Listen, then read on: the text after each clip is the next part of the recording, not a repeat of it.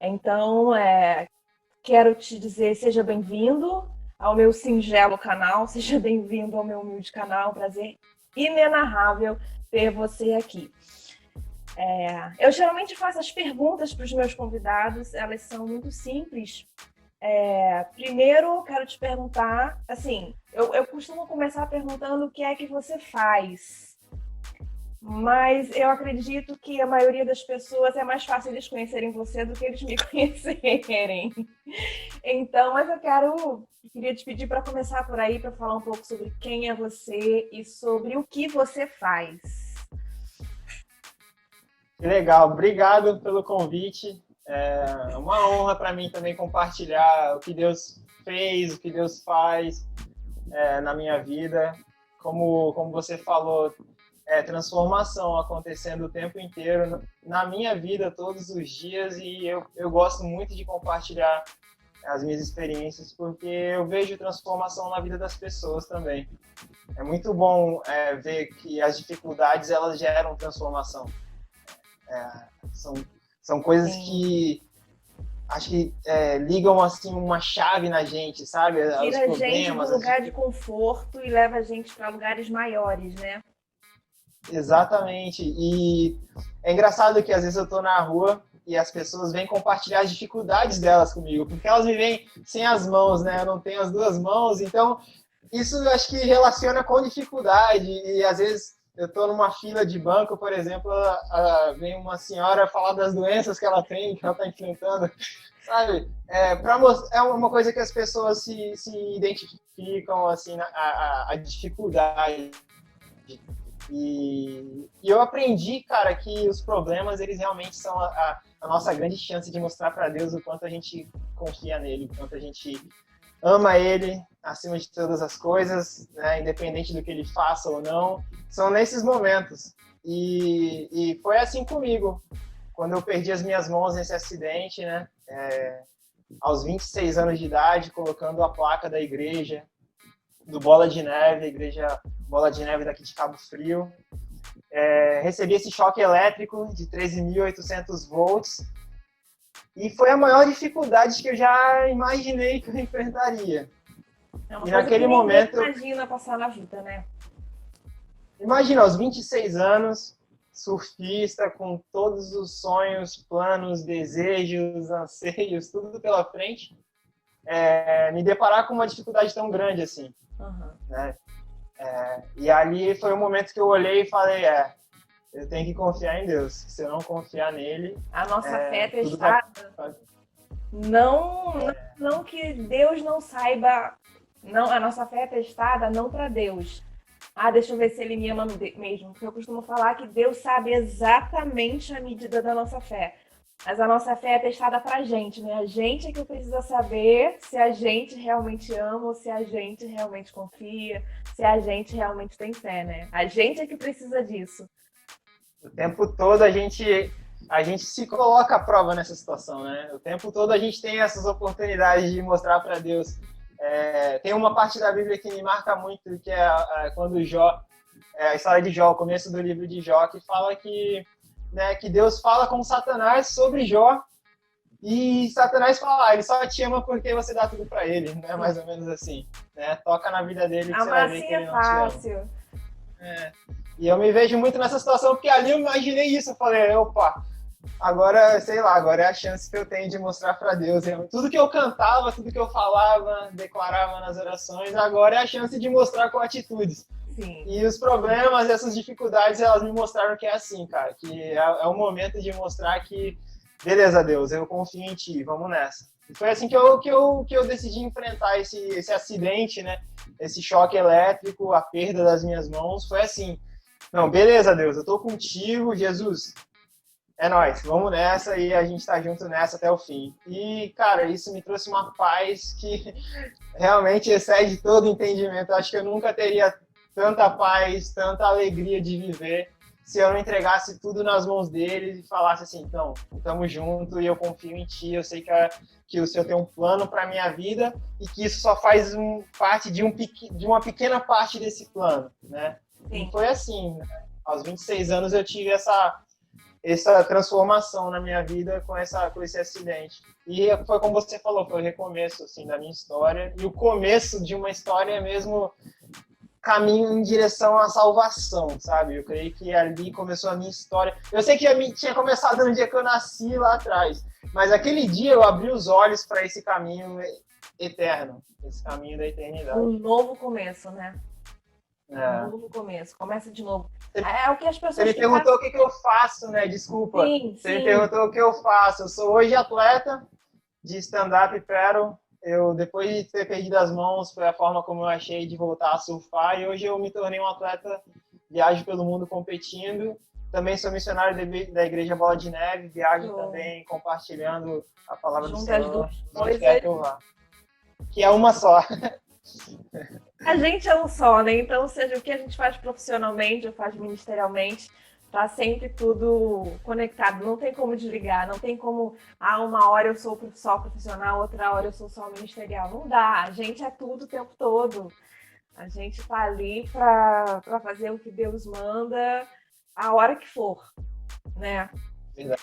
E assim, o que você faz? Você falou, você é surfista profissional, você de stand-up paddle, você já viajou pelo mundo. Como é que é essa sua vida, tanto ministerial, missionário do Bola de Neve e profissional de stand-up paddle, como tudo isso hoje transforma você? Porque você tem uma história de transformação a partir do que aconteceu com você, a partir do seu acidente, do seu choque, mas e hoje?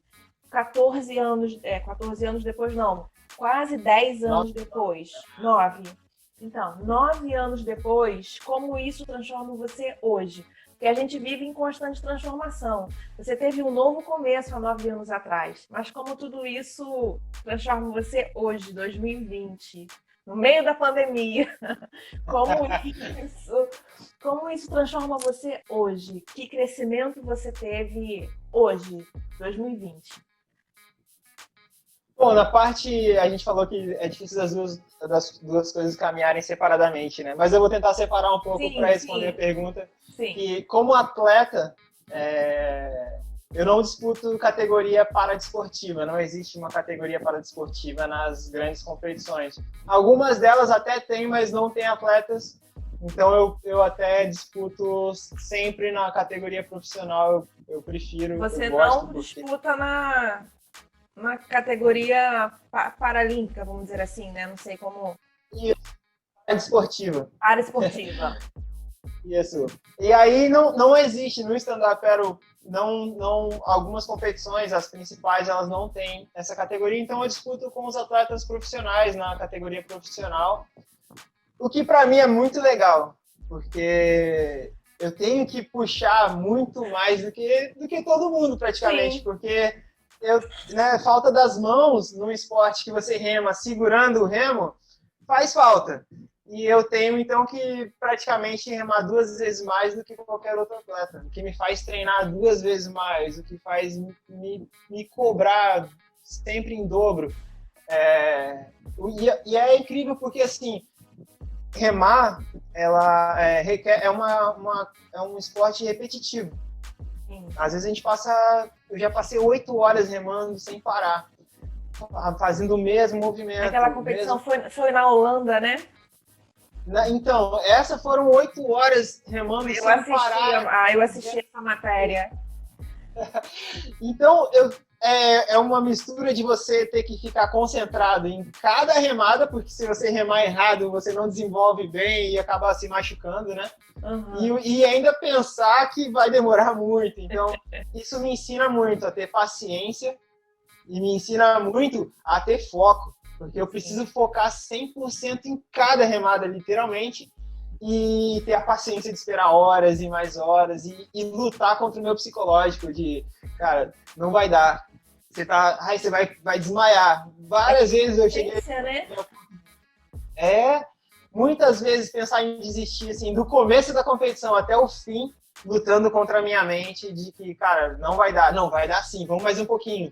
Mais 10 minutinhos. Mas aí isso passa horas ali me convencendo. Então, a parte de atleta, ela me ensina assim, a ter uma paciência, uma perseverança muito grande. Às vezes eu passo, sabe, 20 minutos para conseguir atravessar a arrebentação só para chegar lá fora, para pegar uma onda, para depois passar mais 20 minutos lá para chegar lá. E às vezes 20 minutos às vezes é pouco, porque, enfim, às vezes é bem mais do que isso. E leva mais isso... tempo indo do que voltando praticamente, né? Do que surfando de fato. Cara, você passa mais tempo sofrendo do que se divertindo. Só que a diversão, aqueles poucos segundos de diversão, valem pelo sofrimento todo. Então, compensa e você vai lá e faz tudo de novo. Mais uma vez. Isso é um exercício de paciência muito legal. Porque eu não posso desistir para me divertir, para conseguir, né, chegar onde eu quero. Sim. E na parte ministerial, assim, o poder de compartilhar a obra de Deus é incrível, né? Eu tive a oportunidade de conversar com pessoas que estavam próximas, assim, a tirar a própria vida, e compartilhar a minha experiência com elas trouxe transformação, trouxe vida, né? Trouxe mudança de ideia, mudança de atitude, e muitas pessoas, cara, que eu nem sabia, pessoas que assistiram meus vídeos na internet, ou que assistiram, alguém comentou, ou leram meu livro, me mandaram mensagem depois me compartilhando isso, dizendo que chegaram muito próximo a tirar a própria vida, e que viram um cara sem as mãos, dando risada, vivendo, aproveitando a vida. Eu procurei no livro, não achei, é esgotado, né? Não tem mais. A gente fez foi um livro que a gente fez bem evangelístico, assim, para uma conferência do Bola de Neve. Sim. A gente fez uma tiragem pequena para aquele evento. Aí agora a gente a gente está botando ele no ar também como e-book. Tem uma galera me ajudando aí a fazer isso, que dá trabalho. Cara, então essa transformação na vida das pessoas é algo que me deixa, assim, muito feliz, e que realmente me mostra todos os dias, cara, você não pode desistir, meu. Você não pode dar mole, você não pode vacilar, porque eu, sem querer mesmo, eu me tornei exemplo de algo bom para as pessoas, algo que eu nunca pensei que eu ia ser, porque eu sempre fui do fundão, sempre fui da galera da bagunça, sempre fui da galera que zoa na noite, e de repente eu me tornei um exemplo de coisas boas, de uma pessoa que traz coisas boas. E isso vem acompanhado de uma... Como é que eu posso falar? Fugiu a palavra. Responsabilidade grande. Diante de Deus, diante do reino, diante, né, do que Deus quer da gente. Como missionário, como um servo, como um filho. E aí... É algo que algo que mais me dá prazer. Outro dia eu estava passando na praia e uma senhora, eu tinha quebrado minha prancha, eu tinha quebrado uma parte da minha prancha, eu não estava feliz, eu não estava sorrindo, eu estava meio chateado. E essa senhora, cara, ela passou e falou comigo assim: filho, eu só queria te dar um oi, te dizer que parabéns, te dizer obrigado, porque eu tava em casa depressiva, saí, nunca vou na praia, e hoje eu decidi vir à praia caminhar e vejo você aqui, e eu já tô voltando para casa agora, e sabe, eu não preciso fazer mais nada na praia, já você me mostrou o que eu preciso fazer da minha vida. E aí eu fiquei tão feliz, eu queria falar mais com ela, eu queria falar de Deus para ela, eu queria, sabe, compartilhar com ela. E aí ela falou: não, você não precisa me falar mais nada, você não precisa me dizer nada. Obrigado. E foi embora. Então, cara, mesmo sem eu falar nada, mesmo sem eu querer, sem eu fazer nada, às vezes eu consigo trazer a presença de Deus. E isso é muito legal. É o que você falou, a gente é servo, a gente é missionário a todo tempo, no trabalho, na escola, não só na igreja, não só falando, mas agindo. Naquele momento, sem querer, eu trouxe coisa boa para aquela senhora. E, cara, isso é muito bom. É uma alegria enorme. A próxima pergunta que eu ia fazer é um pouco disso que você acabou de contar. Como é que isso que você faz transforma a vida das pessoas? Como que, não só ministerialmente, porque eu falo não só ministerialmente, porque quando a gente fala ministerialmente, a missão é essa. A missão é levar transformação. mas às vezes a gente acaba transformando a vida das pessoas sem perceber. E você já acabou de contar a história dessa senhora. Então a pergunta era exatamente essa. Como é que você, como é que você lida com isso? Como é que você faz para transformar a vida das pessoas de maneira consciente? Tipo assim, a gente sabe que só Jesus transforma, que só Jesus muda, porque ele faz a gente novo de dentro para fora, ele muda a nossa alma, o nosso coração, a nossa mente, a gente muda por completo. E como é que você usa esse talento que Deus te deu, essa paixão que você tem pelo surf, esse seu profissionalismo nessa área, como é que você usa isso para transformar a vida das pessoas no surf, no stand-up paddle? Tem uma passagem bíblica também que me marca muito, que fala, tudo o que você vai fazer, faça como se você fosse fazer para Deus.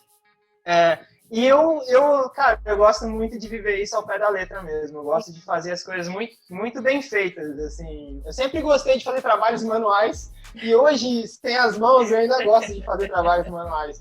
E isso, de certa forma, também impacta muitas pessoas de me verem, por exemplo, consertando meu carro, lavando ele, tirando peça. Outro dia eu tava tirando o para-choque do meu carro ali, passou uma galera que, sabe, a galera não entende nada. O que esse cara tá fazendo sem as mãos ali, mexendo, vai quebrar. Mas eu gosto muito de fazer, assim, conscientemente, como você perguntou. Eu sei que isso leva um impacto, assim, para as pessoas, de me ver sem as mãos, fazendo coisas que muitas pessoas com as mãos não gostam de fazer, não fazem ou fazem de qualquer maneira. Eu gosto de fazer, cara, de uma maneira boa, bem feita, não só para mim que não tem as mãos, mas como se fosse qualquer outra pessoa fazendo com as mãos. Eu trabalhei muito tempo em gráfica, então eu faço adesivação, eu faço instalação de placa, e eu vou lá, pego a chave de fenda e pego furadeira. Eu gosto muito de fazer isso. E muitas vezes eu vejo o olhar das pessoas, né? Outro dia eu estava pintando uma mesa do lado de fora de casa, e era engraçado que todo mundo que passava vinha falar comigo. E eu estava fazendo algo normal, no dia a dia, seguindo com a minha vida. Não que eu botei a mesa lá do lado de fora da minha casa para que as pessoas me vissem e fossem impactadas. Mas eu sei que as pessoas que vão passar vão conversar comigo e vão se abrir. E vão trocar uma ideia. Acaba virando uma estratégia, né? Cara, e tudo vira estratégia, é muito maneiro. Tudo vira uma desculpa, tudo vira assim um motivo para conversar, para bater papo. E nisso, cara, é o brilho do Senhor. Quem convence é o Espírito Santo, não sou eu. Então, a galera chegou para trocar ideia comigo, bum, é o brilho do Espírito que eu sei que está em mim, que eu quero compartilhar. Eu nunca vou compartilhar a tristeza, eu nunca vou compartilhar, sabe? Eu posso até compartilhar a tristeza, a depressão, os momentos difíceis, mas para mostrar para elas que existe uma saída disso, como eu encontrei a saída desses lugares.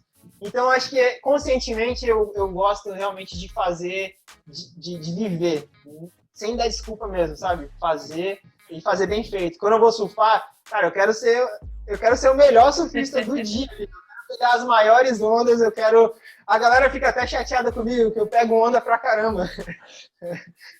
Parece que eu quero pegar todas as ondas que aparecem na minha frente. E às vezes gera confusão com a galera no mar. Mas é porque, cara, sei lá, é prazer de estar vivo também, sabe? Prazer de fazer o que eu amo.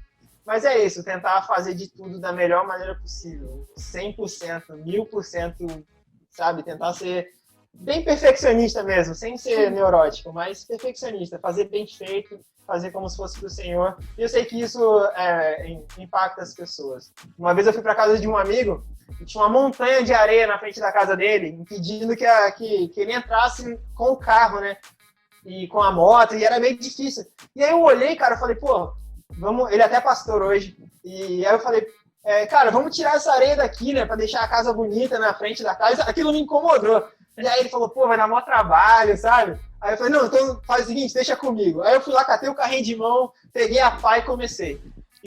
Cara, aí no meio do caminho, acho que ele ficou meio constrangido, não, deixa eu te ajudar então.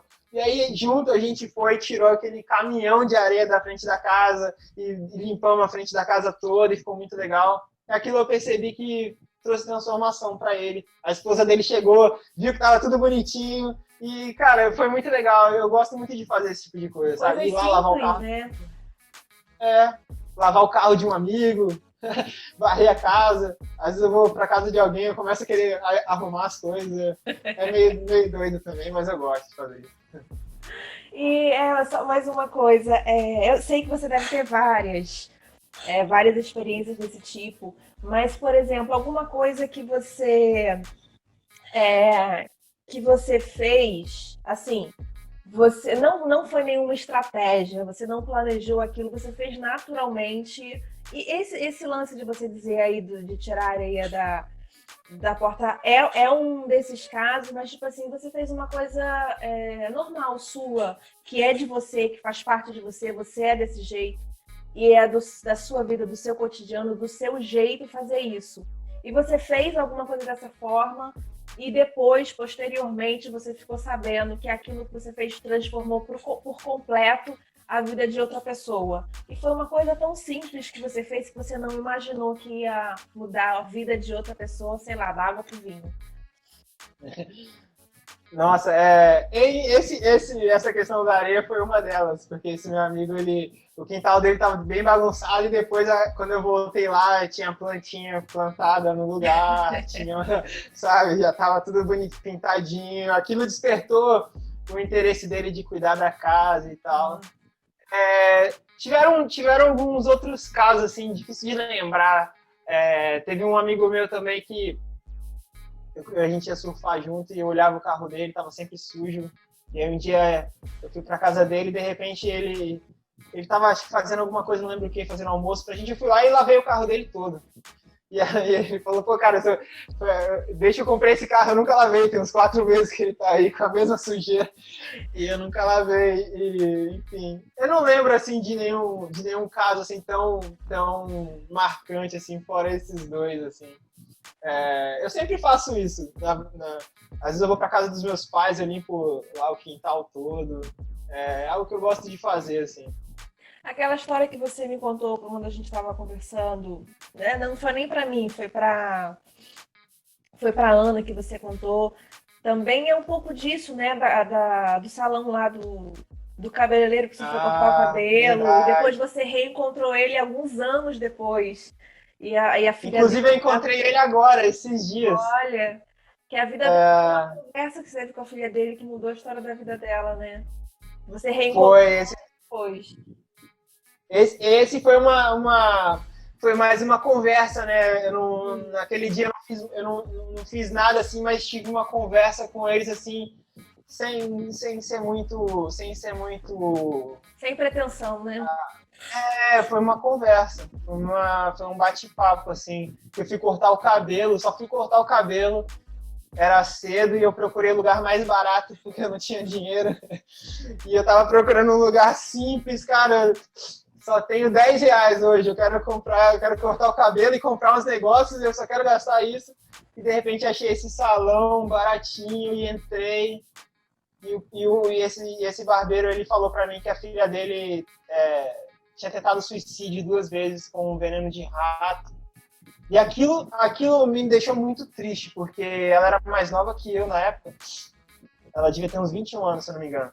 E, cara, eu tinha acabado de perder as mãos, não tinha muito tempo que eu tinha perdido as mãos, e o valor que eu estava dando para a vida era tão grande, sabe? A alegria de estar vivo era tão grande, assim, que eu não conseguia imaginar alguém querendo tirar a própria vida, sabe? Eu passei por isso depois também, mas naquele momento eu não conseguia imaginar isso. E eu, cara, fala para ela que a vida é incrível, falando para ele, né? Fala para ela que, cara, que Jesus me tirou de um lugar muito ruim, ele me deu uma segunda chance, eu perdi as mãos e tal. E ele falou para mim assim, pô, você podia ir lá falar com ela, né? Eu falei, não, claro, vamos marcar a gente ir lá e tal. E aí ele falou pra mim, não, vamos lá agora. E aí ele ficou tão empolgado que ele nem cortou meu cabelo direito, ele nem terminou de cortar meu cabelo. Ficou umas partes tudo erradas, assim, do lado do cabelo. E ele falou, vamos lá agora, e me pegou e me levou pro fundo da barbearia, onde era a casa deles. E aí eu entrei e vi essa menina assim de frente pra televisão desligada, era 11 da manhã. a sala toda fechada, toda escura.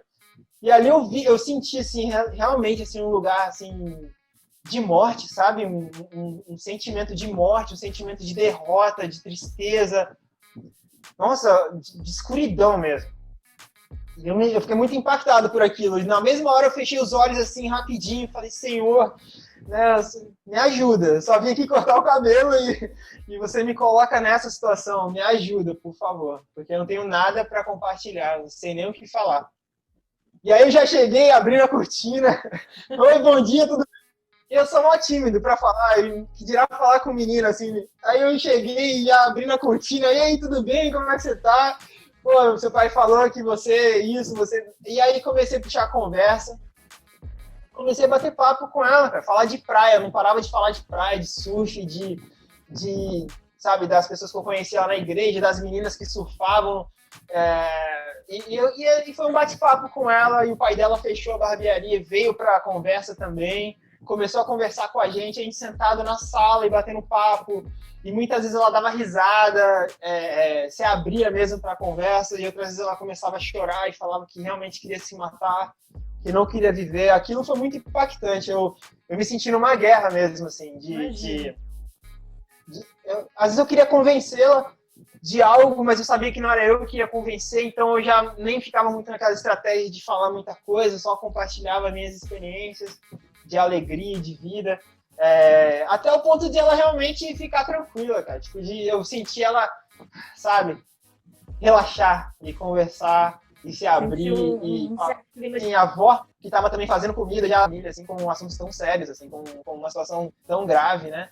E Deus usando a minha vida para trazer vida para aquela família, para de alguma forma mostrar para elas que existe, sabe, que existe esperança.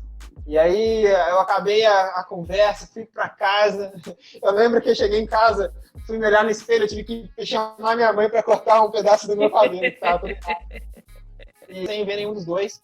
A rua, Jonas, e nem reconheci. Mas aí eu vi que era ela falou, você lembra de mim e tal, a gente começou a conversar. E ela me falou, me agradeceu por ter ido na casa dela. Eu nem tinha muito isso no meu coração, de que, fui lá e fiz alguma coisa. Você fez uma coisa, tipo, uma pessoa te pediu ajuda, você foi lá e deu uma força, né? De vitória, que foi o que aconteceu na minha vida. Porque eu não tinha feito nada. Até o momento mesmo, nem achava que tinha acontecido nada. E de repente ela chegou pra mim e falou, cara, obrigado por ter ido lá, eu te agradeço mesmo, porque, pô, aquele dia, realmente eu vi algo bom, assim, da vida. E aí ela começou a me compartilhar, agora eu tô casada, e esse aqui é o meu filhinho, cara, tinha um garotinho sentado na garupa da bicicleta, assim. Aí eu já tava quase chorando de alegria, assim, de tão impactado que eu tava. Aquilo me mostrou como a gente pode fazer diferença mesmo na vida das pessoas, sabe? Eu já estava vivendo muitas coisas assim, indo nas igrejas, né, compartilhando, mas ver a vida ali que foi gerada, sabe, daquela pessoa que ela estava casada com filho e o pai dela feliz e tal, Deus meio que me mostrou assim os planos que ele tinha para a vida dela, né, os planos de bênçãos e não de maldição. E o diabo tentando roubar aquilo, querendo roubar aquilo. E sem querer eu fui uma das pecinhas que Deus colocou no caminho dela e trouxe ela de volta de pé, assim, para a vida. E foi muito impactante. Aquilo me mostrou realmente o quanto a gente pode fazer diferença. O quanto realmente a gente pode ser luz mesmo, sal, diferença na vida das pessoas. Hein, Jonas, poxa vida, quero te agradecer de novo. Muito obrigada por você ter compartilhado tudo isso com a gente. Assim, se você fosse compartilhar tudo, a gente ia ficar aqui 8 horas gravando. Não ia ser um vídeo, ia ser uma websérie, sei lá, em 22 episódios. Porque realmente Deus tem feito coisas maravilhosas na sua vida. Tem feito coisas maravilhosas através de você. Eu tenho certeza que não só essa menina, mas pessoas no mundo inteiro já tiveram, mesmo que você não saiba, porque nem é necessário que a gente saiba, né? O importante é que a obra seja feita.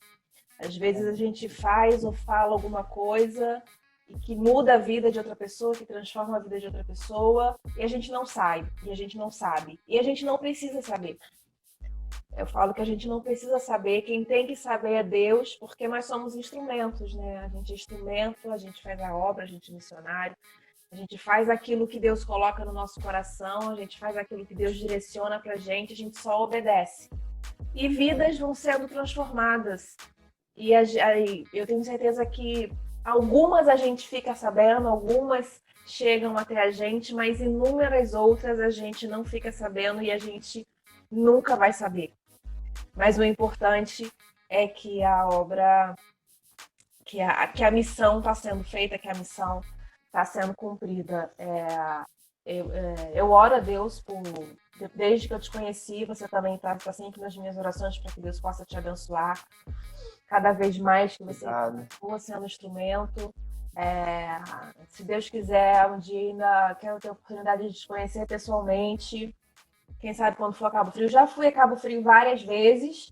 Conheço Cabo Frio, conheço Arraial do Cabo, conheço Búzios, conheço tudo. Mas a próxima vez que eu for, e se você estiver por aí, vai ser um prazer enorme conhecer você. Muito obrigada por ter compartilhado tudo isso com a gente. E você quer falar mais alguma coisa? Quer dividir mais alguma coisa? Não, obrigado também pelo convite. Como eu te disse, é um prazer poder compartilhar o que Deus faz na minha vida, né? Não é o testemunho do Jonas, é o testemunho da obra de Deus. Sim. Nada além disso. E é isso, conta comigo, né? A gente faz parte do mesmo exército, da mesma missão. Amém. É uma alegria enorme. E a única coisa que eu queria deixar para a galera que vai assistir aí, principalmente passando por esse 2020 de pandemia, momento de mudanças assim enormes na sociedade, no mundo, coisas que vão durar, a gente não sabe até quando vão durar essas mudanças e talvez realmente seja um novo normal, como eu costumo dizer tanto agora, que a esperança está em Cristo, né? Que a esperança está no bem, no bom, na volta dele, na eternidade ao lado dele. E não desistam nunca, não desistam jamais da vida.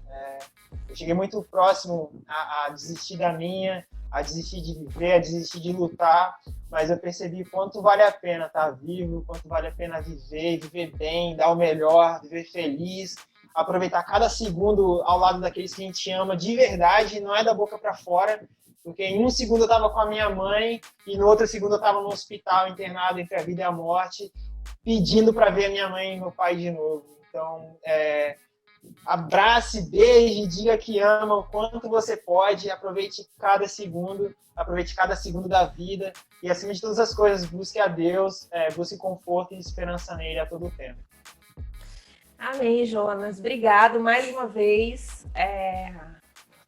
por estar aqui com a gente nesse canal.